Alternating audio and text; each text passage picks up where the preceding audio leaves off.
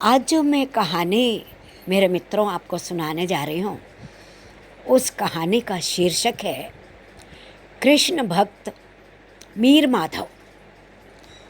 बहुत समय पहले की बात है। मुल्तान पंजाब रहने वाला एक ब्राह्मण उत्तर भारत में आकर बस गया। जिस घर में वो रहता था, उसके ऊपरी मंजिल में एक मुगल दरबारी भी रहता था। प्रातः नित्य ऐसा संयोग बन जाता कि जिस समय मुगल दरबारी अपने दरबार के लिए उतर रहा होता, उसी समय नीचे की मंजिल पर वह ब्राह्मण गीत गोविंद के पद गा रहा होता था। ब्राह्मण के मधुर स्वर और गीत गोविंद की आभा से वो इतना मोहित हो जाता और वह बाहर खड़ा होकर पद सुनता रहता। जब ब्राह्मण को पता चला तो उसने ही मुगल से पूछा कि वैसे ही सुनते हो या कुछ समझ में भी आता है? मुगल ने बोला, समझ में तो एक अक्षर भी नहीं आता, पर मेरे दिल को बहुत सुकून मिलता है। मन करता है सुनता ही रहूं।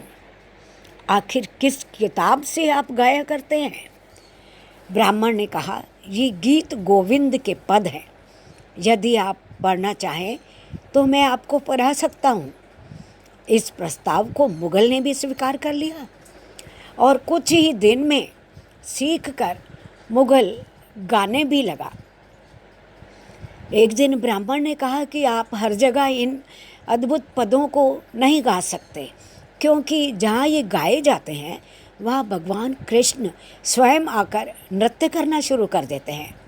इसलिए आप एक काम करें, जब भी आप पद गाएं वहाँ सामने एक आसन बिछा दिया करें। मुगल ने कहा, ये तो मेरे लिए संभव नहीं है। राजा का बुलावा कभी भी आ सकता है। कई बार तो 2-2 दिन घोड़े पर बैठकर ही चलना पड़ता है। ब्राह्मण ने कहा, जब आप घोड़े पर जाते हैं तो अपने आगे आसन बिछा लिया करो और मन में भावना रखो कि भगवान आपके सामने विराजमान है। मुगल ने स्वीकार कर लिया। एक दिन अचानक ही राजा का फरमान आया।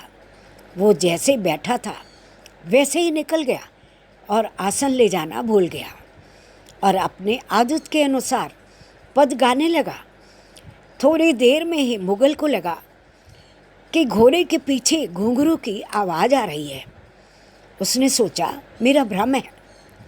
फिर से घुंघरू की आवाज़। अब मुगल को घोड़ा रोकना पड़ा। उतर कर देखा तो पीछे भगवान कृष्ण प्रकट हो गए और कहा, सरदार, आप घोड़े से क्यों उतर गए और गाना क्यों बंद कर दिया? भगवान के इतने सुंदर स्वरूप को देखकर सरदार हक्का बक्का रह गया, कुछ बोलने लायक ही ना रहा। उसने कहा, आप संसार के मालिक मेरे पीछे क्यों भाग रहे हो? भगवान ने बहुत सुंदर उत्तर दिया, मैं भाग नहीं रहा, मैं नाच रहा हूँ। तुम आसन लाना भूल गए तो क्या मैं भी नाचना बंद कर दूँ? मुगल को अब पता लगा कि मुझसे कितना भारी अपराध हुआ है। उसने उसी दिन नौकरी से त्याग पत्र दे दिया और भगवान कृष्ण के भजन में लग गया। आगे भगवान कृष्ण की कृपा से यही मुगल भक्त मीर माधव के नाम से प्रसिद्ध हुआ। ये है हमारे भारत धरती, पुण्य धरती का प्रभाव, जो हर एक को अपना बना लेती है, जात पात देखती नहीं है। बाकी वो जाने, उसका काम जाने। राधे राधे मित्रों।